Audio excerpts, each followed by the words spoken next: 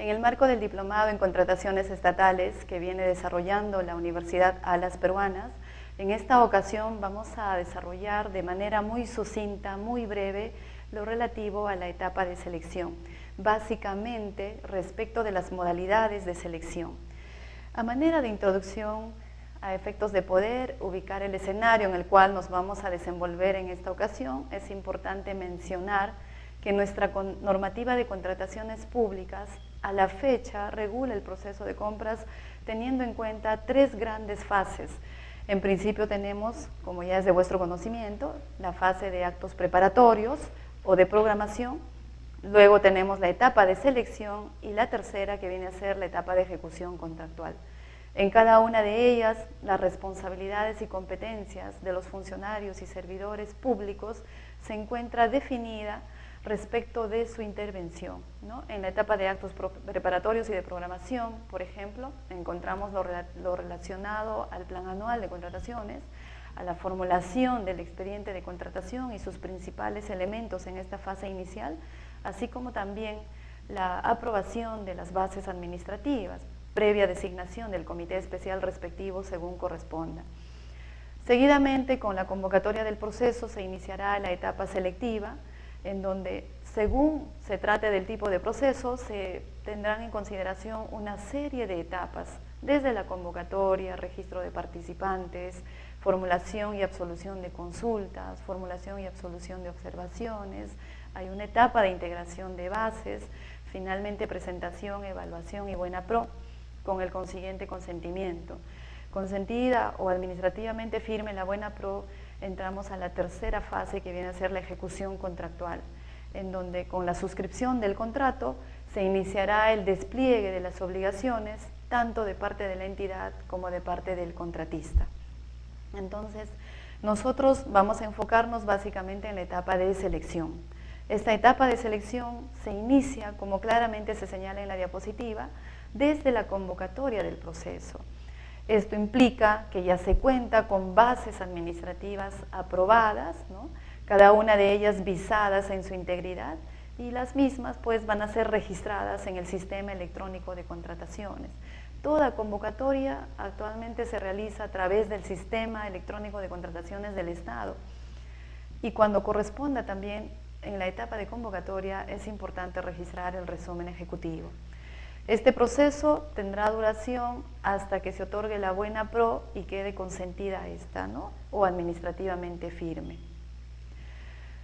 ¿Cómo podemos definir los procesos de selección? ¿Qué entendemos por procesos de selección en principio? Sobre este punto es importante mencionar que los procesos de selección constituyen el conjunto de actos que se van a desarrollar de manera sucesiva, y se inicia pues con la convocatoria del proceso y seguidamente se irán realizando una serie de actos según los tipos de procesos de selección, los cuales van a culminar de manera natural con la suscripción del contrato o el perfeccionamiento de este. En ocasiones, este proceso de selección puede concluir también cuando se cumplen otros supuestos, por ejemplo, cuando se cancela el proceso de selección.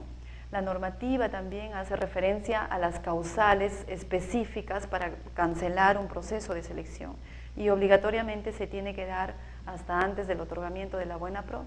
Una vez que se ha otorgado la buena pro, ya no es posible utilizar esta figura de cancelación. Las causales específicas son por caso fortuito o fuerza mayor, también cuando ha desaparecido la necesidad de la contratación o persiste la necesidad, sin embargo, no se cuenta con el presupuesto toda vez que este ha sido destinado a otros fines, ¿no? Debidamente sustentados.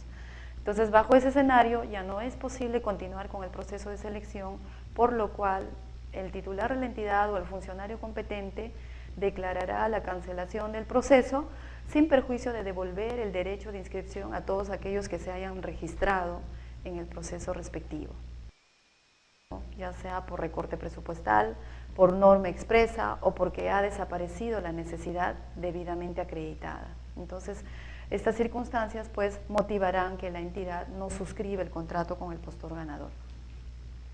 Sobre los tipos de procesos de selección, nuestra normativa también viene regulando 4 clases de procesos, que en principio tenemos las adjudicaciones de menor cuantía, adjudicaciones directas, que pueden ser públicas o selectivas, los concursos públicos y las licitaciones públicas.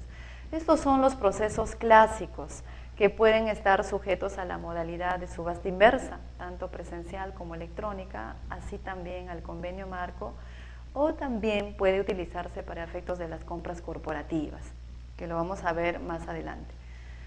Los montos para los procesos de selección se determinan todos los años, ¿no? Estos montos vienen básicamente definidos en la ley de presupuesto de cada año fiscal, de cada ejercicio fiscal. Como bien recordarán, la forma de determinar un proceso de selección es considerando por un lado el monto, ¿no? Y por otro lado el objeto de contratación. Entonces, así tendremos, por ejemplo, para efectos de la licitación pública, se convoca para temas relativos a obras, a bienes, suministros, en tanto que los concursos públicos se convocan para servicios. Las adjudicaciones de menor cuantía, ADS y ADP, se convocan indistintamente para bienes, servicios u obras. En estos últimos casos solamente, ¿no? Tanto ADS, ADP como menores cuantías, solamente se considera los montos a que hace referencia la ley de presupuesto. En la diapositiva, de acuerdo a la ley de presupuesto para este año, pueden observar que la licitación pública corresponde, por ejemplo, a contrataciones con valor referencial mayor o igual a 400.000 soles, ¿no? Si tenemos, por ejemplo, la adquisición de motocicletas para las dependencias de la entidad con un valor referencial mayor a 600.000 soles, tendríamos que convocar una licitación pública. En el caso de obras, el monto que establece la ley de presupuesto todavía es mayor, ¿no? Es mayor o igual a 1.800.000 soles. Estos rangos debe tenerlos en consideración el órgano encargado de contrataciones a efectos de definir el tipo de proceso en la formulación del expediente de contratación. Ese es el momento en donde se define el tipo de proceso, entre otros aspectos esenciales. Mientras tanto que las menores cuantías para bienes y servicios van pues desde montos superiores a las 3 UITs, es decir, desde los 10.950 hasta los 40.000 soles. ¿Correcto? En el caso de las obras, desde 10.950 para arriba, ¿no? Mayor a 10.950 y menor a 180.000 soles. Entonces, es este cuadro de montos que debe considerarse para efectos de la determinación del tipo de proceso. En los procesos clásicos es importante mencionar que cada uno de ellos tiene sus propias particularidades, sus propias peculiaridades. En ocasiones el plazo es más breve, en otros es más amplio, con etapas totalmente diferenciadas, como viene a ser, por ejemplo, el tema de licitaciones y concursos públicos. En estos procesos por excelencia, las etapas son mucho más amplias y están identificadas una tras otra, ¿no? Y así tendremos, por ejemplo, que entre la convocatoria y presentación de propuestas en una licitación y un concurso público deben mediar por lo menos 22 días hábiles, ¿no? Este es el periodo mínimo, 22 días hábiles. Si ustedes analizan este tiempo en días naturales, estamos hablando aproximadamente de un mes solamente entre convocatoria y presentación de propuestas. En términos naturales, porque antes de la presentación de propuestas también puede darse una situación que denominamos la elevación de actuados por observaciones a las bases, lo cual puede dilatar todavía mucho más el proceso. Y adjudicada la buena pro, también tenemos que esperar un tiempo prudencial para efectos del consentimiento de la buena pro. Este tiempo ya lo ha establecido la ley según el tipo de proceso también. Si es una licitación pública o concurso público y hay más de un postor, tenemos que esperar 8 días hábiles, ¿no? Con lo cual los procesos de licitaciones y concursos públicos pues vienen a ser los más amplios, ¿correcto? En el caso de las menores cuantías, el proceso es más breve, hay etapas mínimas, ¿no? Al igual que en las ADS y adjudicación directa pública, en donde las etapas están, en algunas ocasiones son juntas, se desarrollan de manera conjunta, ¿no? Como vamos a ver a continuación. Acá solamente destacar que en la fase selectiva los plazos se contabilizan en días hábiles y nuestra normativa básicamente regula con bastante detalle y precisión en la etapa, cómo se realiza, por ejemplo, una convocatoria, cómo se realiza el registro de participantes, ¿no? Los lineamientos están dados para cada una de estas etapas. Entonces el comité especial tiene bastante apoyo normativo para el desarrollo del mismo, ¿no?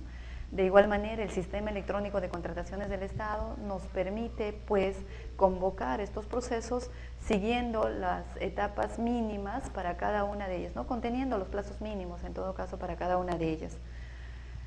A continuación vamos a ver, por ejemplo, en el caso de menores cuantías de bienes y servicios.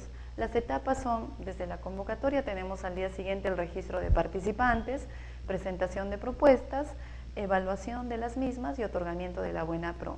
Entre la convocatoria y presentación de propuestas el plazo es breve, son 2 días hábiles, en tanto que la norma también exige que la presentación de propuestas debe realizarse en un periodo no menor a 4 horas y el registro de participantes comienza al día siguiente de la convocatoria hasta 1 minuto antes de la presentación de propuestas, ¿no? Son plazos bastante breves, con etapas bastante reducidas. Para bienes y servicios no hay una etapa de consultas y observaciones, como sí hay en el proceso de menores cuantías para obras, y en donde también los plazos son más amplios, como podemos observar. Tenemos aquí, por ejemplo, que entre la convocatoria y presentación de propuestas en menores cuantías para obras debe mediar como mínimo 6 días hábiles, ¿correcto?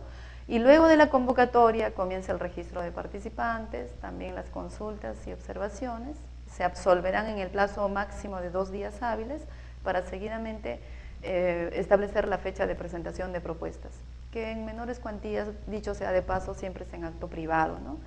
La evaluación y otorgamiento de la buena pro.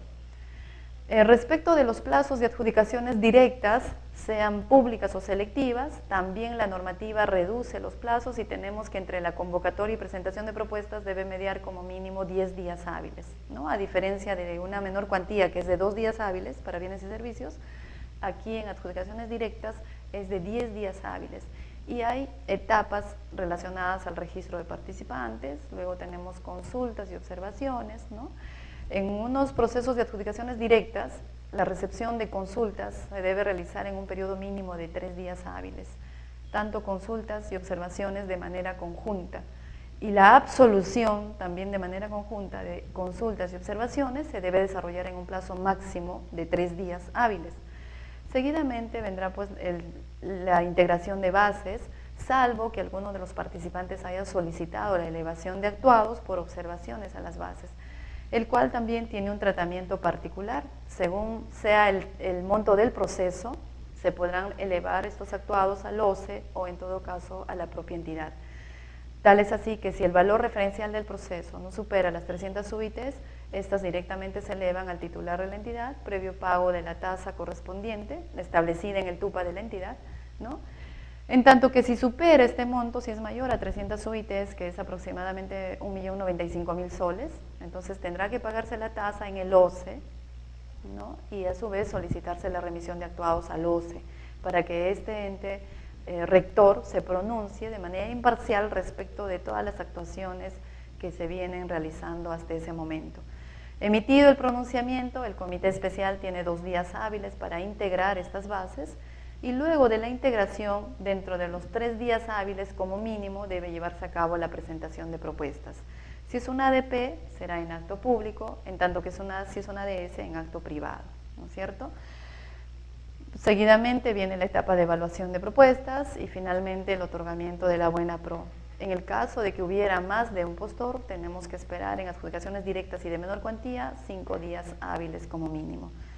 Si vencido ese plazo no se presentan recursos de apelación, queda consentida la buena pro y ya desde allí el órgano encargado de las contrataciones asumirá competencia para efectos de la suscripción del contrato. Respecto de las licitaciones y concursos públicos, como ya hemos venido adelantando, entre la convocatoria y presentación de propuestas debe mediar como mínimo 22 días hábiles.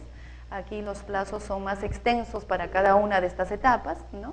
De manera tal que, por ejemplo, respecto de las consultas, se reciben en un plazo mínimo de 5 días hábiles y se absuelven también en un plazo máximo de 5 días hábiles. En este caso, el comité especial puede optar ya sea por absolver al segundo o tercer día o también al quinto día como máximo. Culminada esta etapa viene la de observaciones, que debe recibirse también en 5 días hábiles como máximo y absolverse también en 5 días hábiles como máximo, ¿no? Luego viene la etapa de integración, previa elevación de observaciones si hubiera, ¿no? Si es que hubiera, tendríamos que esperar la emisión del pronunciamiento, sea del titular o del OCE, y en estos casos con ese pronunciamiento se procede a la integración, ¿no? Entre la integración y presentación de propuestas tenemos pues 5 días hábiles como mínimo. Entonces, como pueden notar, los plazos son mucho más extensos cuando hablamos de procesos clásicos, sobre todo de licitaciones y concursos públicos, en donde si hay más de un postor tendremos que esperar 8 días hábiles para su consentimiento, ¿no? Consentida esta buena pro, se inician pues nuevamente las acciones respectivas para la suscripción del contrato, ¿no? Que va a ser dentro de los 2 días hábiles de consentida la buena pro, la entidad tendrá que citar a ese postor ganador para efectos de la suscripción del contrato y concederle un plazo no menor a 5 días hábiles, ni mayor a 10 días hábiles, según como se haya establecido en las bases, ¿no? Y ese será el plazo perentorio para suscripción del contrato.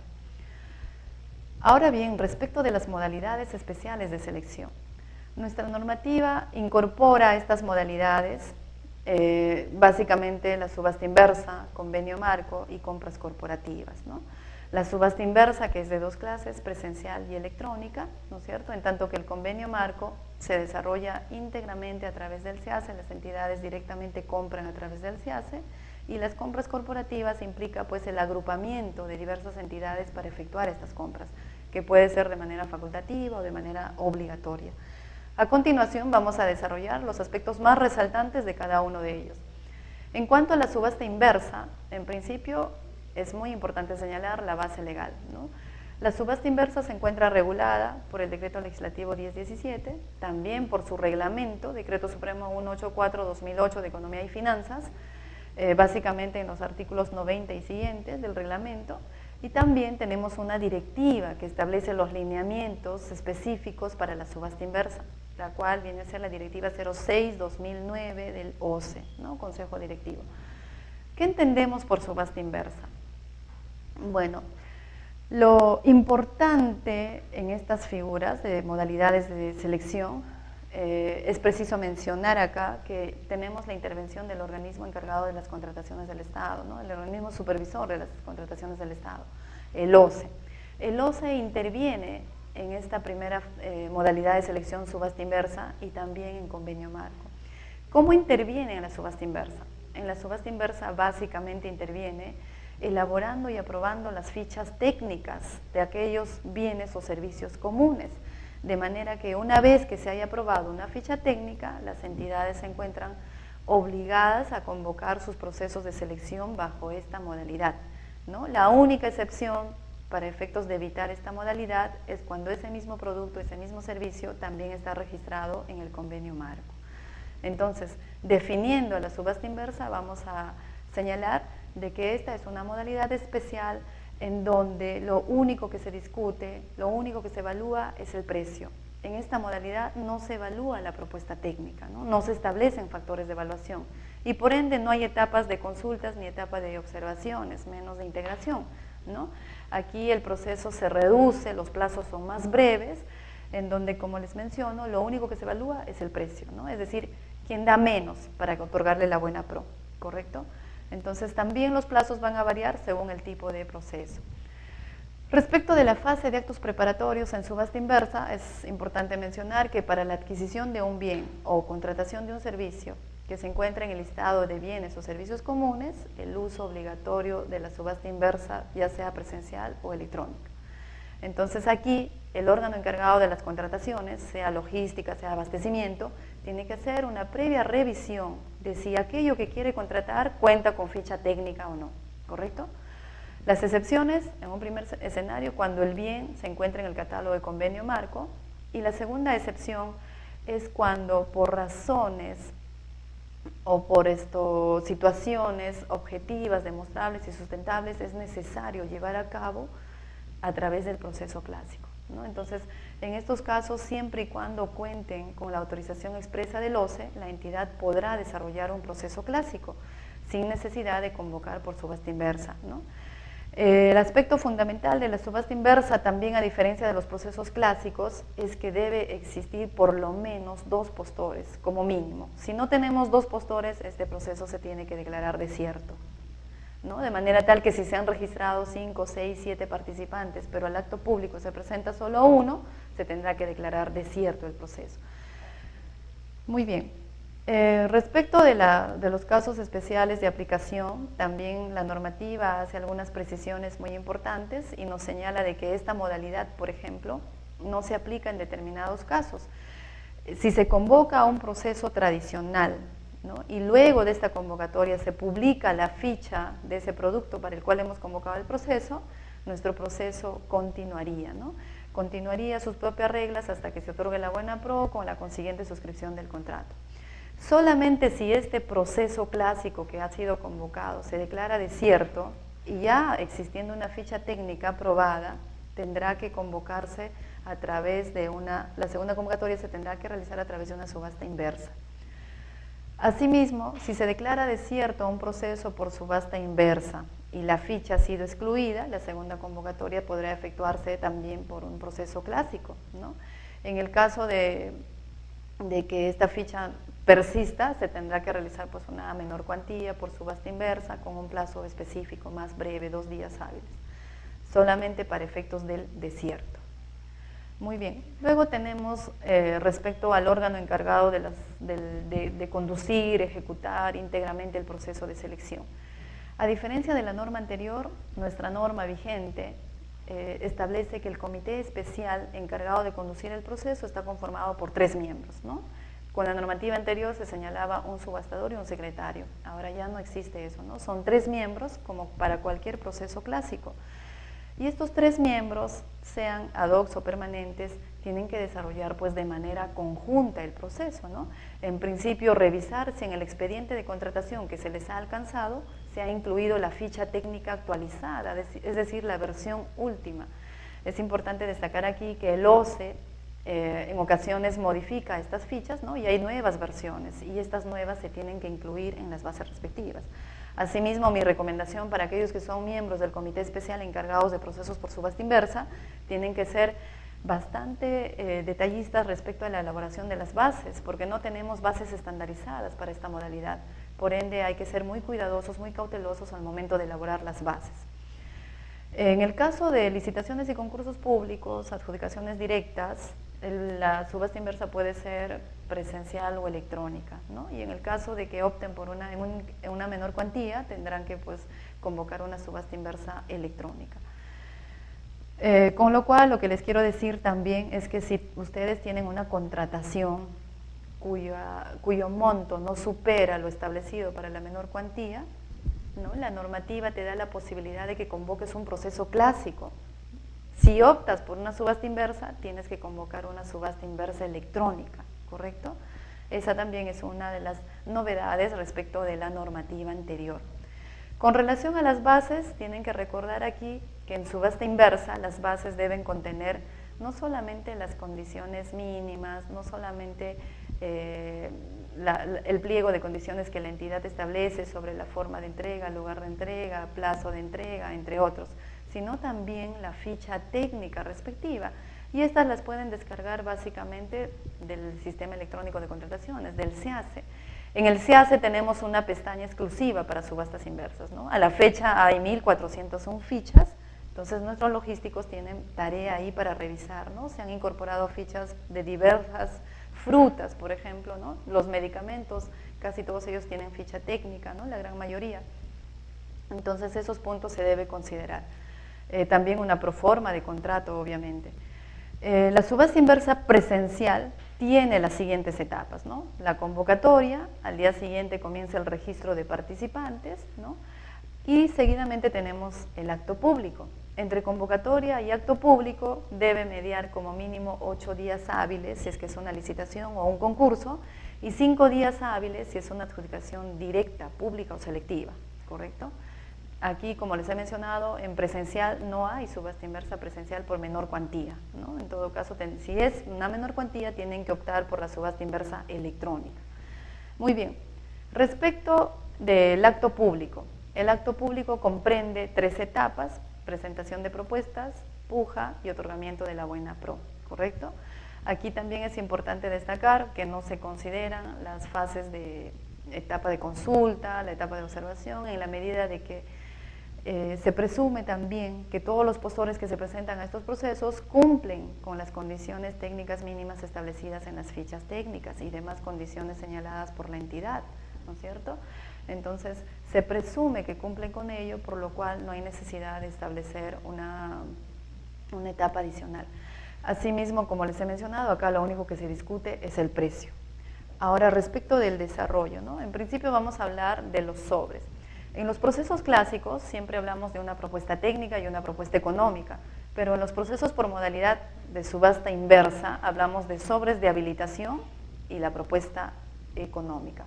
El sobre de habilitación debe contener por lo menos, ¿no?, la siguiente información básica: la constancia de inscripción vigente en el RNP, sea de proveedor de bienes o servicios, según corresponda. También la declaración jurada de acuerdo al artículo 42 del reglamento, en donde va a declarar, pues, entre otros, que conoce, se sujeta a las bases, ¿no?, se somete a las condiciones allí establecidas, conoce las sanciones, entre otros. También, de ser un consorcio, tendrá que presentar la promesa formal de consorcio, indicando claramente el representante legal común, así como las obligaciones y responsabilidades de cada uno de los consorciados. Y finalmente, copia de los documentos que acrediten el cumplimiento de los requisitos, si es que lo exigen así la ficha técnica del producto respectivo o servicio, ¿no? Puede ser registro sanitario, autorización de la Dirección General de Hidrocarburos, entre otros, según el objeto correspondiente. Respecto de la propuesta económica, también indicar aquí que debe ofertarse en función al valor referencial, ¿no? Todas aquellas propuestas económicas que superen el valor referencial quedan descalificadas, no hay un límite mínimo, así que su presentación será, pues, si es objeto único, hacer esto mención aquí, que esa oferta económica no debe exceder el valor referencial. Y a su vez tiene que acompañar la garantía de seriedad de oferta cuando corresponda. Si es una ADS, ADP, licitación y concurso, obligatoriamente se tiene que presentar estas garantías de seriedad de oferta, que puede ser una carta fianza o una póliza de caución, según se haya establecido en las bases, ¿no?, con las condiciones, requisitos que establece la norma. En principio, estas garantías de seriedad de oferta tienen que contemplar, pues, las 4 características básicas también, de que son incondicionales, irrevocables, de realización automática, ¿no?, y a su vez a la sola notificación de la entidad. Entonces, acá también precisar que la seriedad de oferta tiene una vigencia mínima, que es de 2 meses contados a partir del día siguiente de la presentación de propuestas, ¿correcto? Respecto de los consorcios, también hacer una precisión aquí. En el caso de que el postor sea un consorcio conformado, por ejemplo, por 3 empresas, la garantía de seriedad de oferta debe estar a nombre de las 3 empresas, en atención a las precisiones que ha realizado la SBS, ¿no? Si es por ítems, igual la oferta económica se tendrá que presentar ítem por ítem, cada una con su garantía de seriedad de oferta según corresponda. Muy bien, el desarrollo del acto público. En subasta inversa básicamente se debe hacer una breve introducción, ¿no?, en la hora fijada, en la fecha programada, de manera puntual. Se debe hacer una breve introducción sobre el desarrollo de este proceso, haciendo referencia a unos alcances generales del objeto de contratación, y a su vez en este momento se puede formular preguntas de parte de aquellos participantes, ¿no? Aquellos postores que se hayan presentado en este momento tienen la posibilidad de formular preguntas y el comité especial de inmediato las tendrá que absolver. Con ello se inicia la presentación de propuestas, ¿no?, de manera tal que con las respuestas dadas, las respuestas brindadas, los postores que se encuentren de acuerdo presentarán sus propuestas, ¿no? Por un lado su sobre de habilitación y su propuesta económica, ambos en sobre cerrado. De manera tal que luego se desarrolla, pues, la apertura de propuestas. En principio se tendrá que admitir según cumplan o no con los requerimientos técnicos mínimos, y una vez admitidas se abren las económicas, ¿no? Respecto de las ofertas económicas se tiene que ir ordenando del monto menor al monto mayor, ¿no?, la oferta más baja al monto más alto, para luego efectuar una clasificación de propuestas, ¿no? Y acá encontramos un aspecto muy interesante en subasta inversa. No todos los postores en principio pueden participar en la puja, porque hay una etapa previa de clasificación de propuestas. Y esta clasificación implica, pues, en principio, de que una vez determinada, una vez establecida el monto más bajo de las propuestas económicas, solamente podrán realizar o entrar a la puja aquellas propuestas que no superen este monto en más del 10%, ¿correcto? De manera tal que todas aquellas propuestas que no superen a la oferta más baja en más del 10% ingresan a la puja. Si no se cumple esta condición, entonces tenemos que buscar las ofertas más bajas, ¿no? Las que se encuentran dentro del valor referencial, de preferencia y obligatoriamente con un mínimo de 2 postores, ¿correcto? De manera tal que se iniciará la puja, comenzando por el postor que ofreció el menor monto, ¿no? Este postor, para efectos de la puja, debe considerar obligatoriamente el decremento mínimo establecido en las bases. El decremento mínimo es aquel referente que deben considerar los postores para las rebajas, para las pujas sucesivas, y se establece en las bases y asciende a un porcentaje no menor al 0.1% ni mayor al 3% del valor referencial total, ¿no? Muy bien, entonces aquí, según hemos mencionado, pues solo 2 propuestas válidas para la puja. El periodo de puja, bueno, los postores clasificados que pasan a la puja, bueno, tienen que hacer en función al precio base, ¿no? El monto más bajo. El postor de menor precio inicia la puja, ¿no? Y bueno, cada uno de ellos tiene hasta 3 minutos como máximo para poder analizar hasta cuánto pueden bajar, siempre respetando el decremento mínimo. Una vez finalizado el periodo de puja, se procede a verificar la última oferta del precio y luego se procede a establecer el orden de prelación para efectos del otorgamiento de la buena pro, ¿no? Aquellos que han sido desistidos también son tomados en cuenta en este momento para ver en qué lugar han quedado, ¿no? Y se elaboran las actas respectivas. Para efectos del consentimiento, aquí es importante destacar que a diferencia de los procesos clásicos, todos aquellos postores que no se encuentren de acuerdo tienen que dejar constancia de ese hecho y que a su vez van a interponer algún recurso de apelación eventual. Si fuera así, tendremos que esperar el plazo respectivo, ¿no? Si es una licitación o concurso, 8 días hábiles para efectos de la interposición de esta apelación, y si fuera adjudicación directa, 5 días hábiles. Si vencido ese plazo no presenta la apelación, queda consentida la buena pro. Pero ¿qué sucede si los postores no dejan constancia de este desacuerdo, ¿no? De la disconformidad con el otorgamiento de la buena pro? En esas situaciones, si no dejaran constancia, se tendrá que quedar consentida la buena pro en ese mismo día, ¿correcto? No hay necesidad de esperar el periodo del consentimiento. Muy bien. Respecto de, finalmente es importante mencionar también sobre la subasta inversa electrónica, ¿no? Haciendo una diferencia entre la presencial. Aquí vemos en principio que la actuación es de manera virtual, ¿no? Los miembros del comité especial con los postores no se ven las caras en esta modalidad, ¿no? En la electrónica, toda vez que esta se desarrolla íntegramente a través del SEACE. Y acá también tenemos etapas específicas. Por ejemplo, después de la convocatoria, comienza la etapa de inscripción de participantes, registro y presentación de propuestas, ¿no? Acá encontramos 3 actos: inscripción de participantes, registro de propuestas y presentación de propuestas. El postor tiene que registrarlo de manera virtual utilizando su clave y contraseña que le ha sido asignado, ¿correcto? A su vez tiene que configurar, luego de la apertura de propuestas y periodo de lances, ¿no? Se tiene que realizar los lances según los agentes electrónicos. El postor ya debe haber configurado aquí su agente electrónico, ¿no? Estableciendo ahí los precios, los parámetros sobre los cuales va a participar en este primer momento, ¿no? Siempre respetando el decremento mínimo y el monto más bajo que está dispuesto a ofertar. Luego de los lances electrónicos también viene una mejora de precios, ¿correcto? Es la segunda posibilidad que se le da al postor a efectos de que pueda rebajar más todavía sus precios. Entonces aquí hay una mejora de precios, el sistema comunica sobre esto antes del cierre, envía un aviso indicando de que aleatoriamente de 1 a 30 minutos se cerrará el sistema, ¿correcto? Entonces ahí los postores tienen la posibilidad de ir mejorando precios. Y finalmente el otorgamiento de la buena pro. Esta última etapa lo tiene que desarrollar el comité especial previa revisión, previa verificación del cumplimiento de los requerimientos técnicos mínimos, ¿no? Tiene que revisar allí lo actuado en el sistema y si todo está conforme otorgará la buena pro, confirmará la buena pro. Caso contrario, tendrá que descalificar a aquellos que no han participado, correctamente, ¿no? Registrando de repente la totalidad de documentos, entre otros. Aquí, hacer mención también que entre licitación pública, concurso público, convocatoria y presentación de propuestas debe mediar 8 días hábiles. En ADS, ADP, entre convocatoria y presentación, o acto público, 5 días. Perdón, presentación de propuestas electrónicas, 5 días. Y en menores cuantías, entre convocatoria y presentación, ¿no? O sea, 2 días hábiles. Son periodos mínimos que se tienen que respetar en esta modalidad, ¿correcto?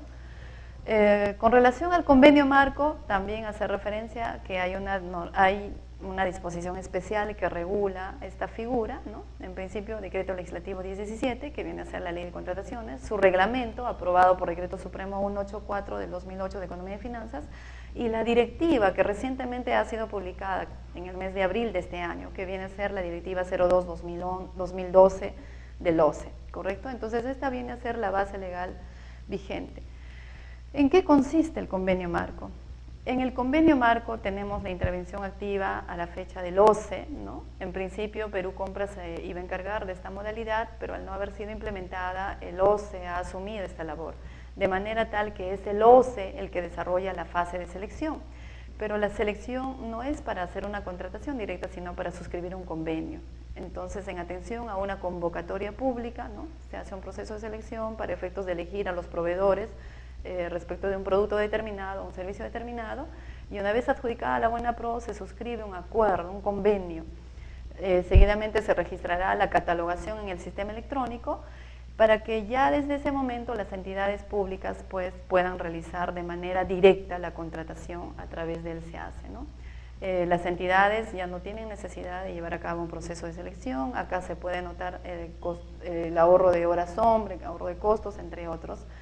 Toda vez que directamente en el sistema, nuestros logísticos, personal de abastecimiento, tendrá que hacer un estudio en el catálogo y verificar y otorgar la buena prueba a la oferta que resulte más favorable, no necesariamente del monto más bajo, ¿no?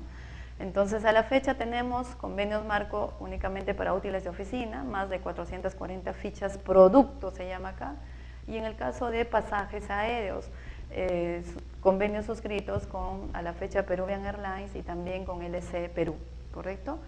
Entonces aquí, una vez que el producto se encuentra registrado, producto o servicio se encuentra registrado en el convenio, en el catálogo de convenio marco, las entidades tienen la obligación de realizar las compras respectivas, ¿no?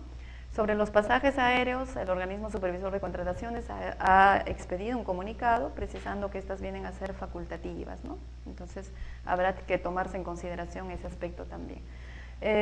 A manera de breve referencia, la etapa de actos preparatorios y selección lo desarrolla el OCE, ¿no? Muy sucintamente.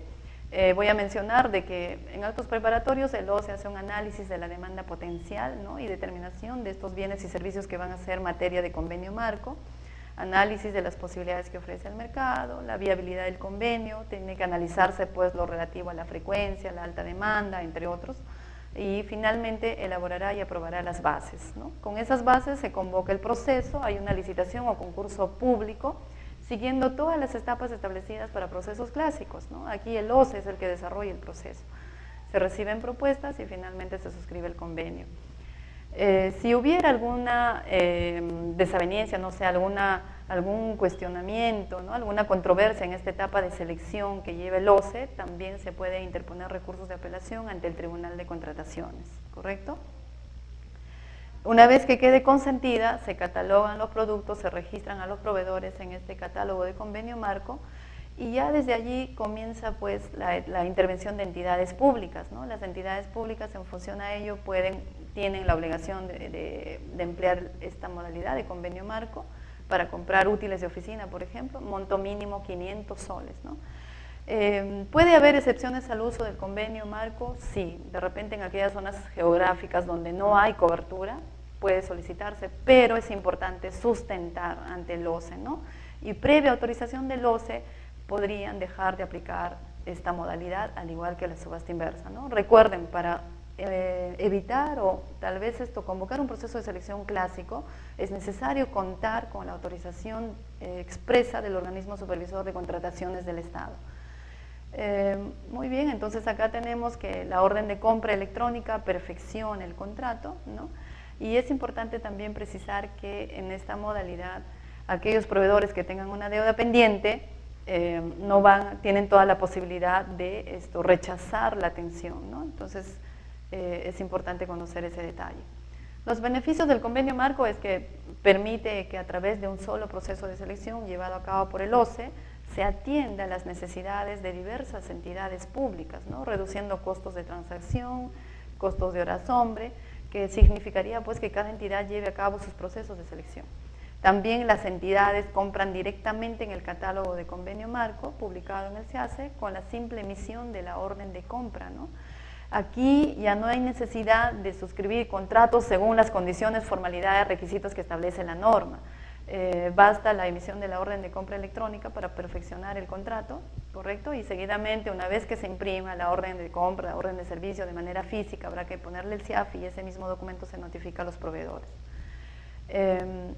Finalmente, hablando sobre compras corporativas, ¿no? Hacer mención también que en este caso hablamos pues de un mecanismo de contratación que pueden utilizar diversas entidades, ¿no?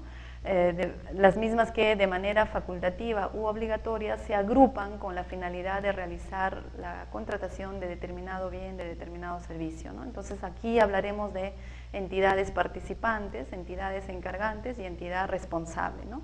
La entidad responsable será pues aquella que se encargará de conducir el proceso de selección en representación de todas las que participan en esta modalidad.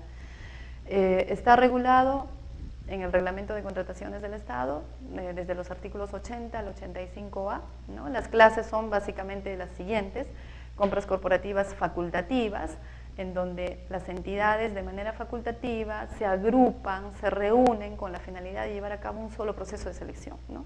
En estos casos será necesario suscribir un convenio interinstitucional en donde se van a establecer primero qué entidades participan, quién va a ser la responsable de llevar a cabo el proceso, ¿no? Designar comité, aprobar bases, conducir el proceso, entre otros. Y a su vez el tipo de producto o servicio para el cual se están reuniendo, ¿no es cierto?